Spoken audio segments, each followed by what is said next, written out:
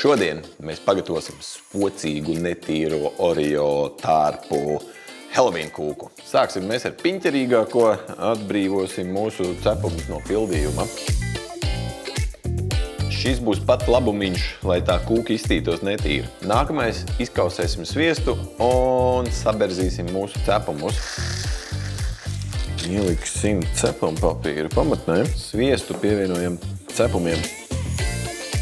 Formiņu liekam leduskapī atdzesēties un pa to laiku uztaisīsim mūsu tārpus. Pirmais uzsildīsim ūdenī mums želatīnam. Vajadzēs mums apmēram 20 gramus. Nākamais mums vajadzīgs ir apmēram 400 ml greipfrūtu sula.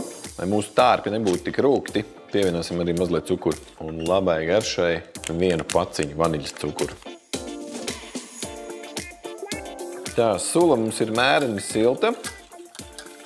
Maisam tik ilgi, kamēr izkūst cukurs. Želatīnu pievienojam mūsu greipfrūtu sulai.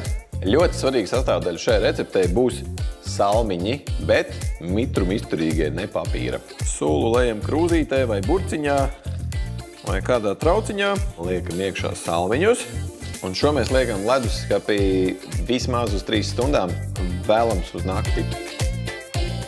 Greipfrūtu tārpi mums jau ir leduskapī, tagad pagatavosim mums aveņu tārpus.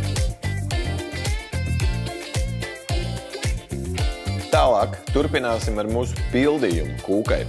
Ņemam krēmsieru, pievienosim mūsu krēmsieram 2-3 ēdamkarotes iebiezināto pienu. Un šeit krēmsieram pievienosim arī mūsu pildījumu no cepumiem, kas palika pāri. Pēdējais pildījumam mums atliek uzputot 200 ml saldo krējumu. Pievienosim arī 2 ēdamkarotes cukura.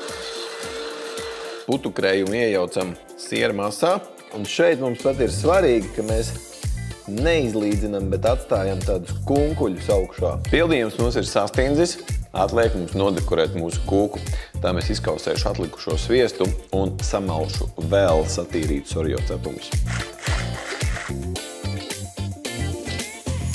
Tā, un tagad mums ir jāatbrīvo mūsu tārpi.